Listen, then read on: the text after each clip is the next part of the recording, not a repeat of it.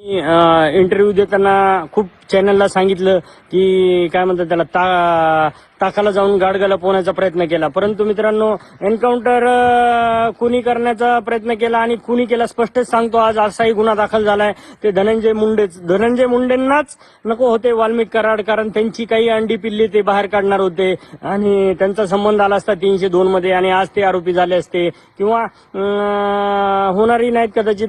त्यांना खूप सपोर्ट आहे. पोलीस डायरीमध्ये नोंद केलेली ते जे निलंबित अधिकारी आहेत त्यांचं असंही स्टेटमेंट आहे की हे जे तुम्ही सांगताय की मला एन्काउंटर करण्याच्या सूचना होत्या, म्हणजे फेक एन्काउंटर्स त्या महाराष्ट्रात अलीकडच्या काळात किंवा देशात घडलेल्या आहेत, त्याला पुष्टी देणारं हे विधान आहे. पण याची चौकशी होणं गरजेचं आहे. जर अशा प्रकारची नोंद पोलीस डायरीत केली असेल तर त्याच्यावरती तेव्हाच ऍक्शन का झाली नाही? म्हणजे वाल्मिक कराड असतील किंवा धनंजय मुंडे असतील, म्हणजे वाल्मिक कराडचं काम संपल्यावर त्याला मारायचं असं एक प्लान दिसत आहे मला. आणि ते कोण ह्याच्या मागे होते हे लोकांसमोर यायला पाहिजे.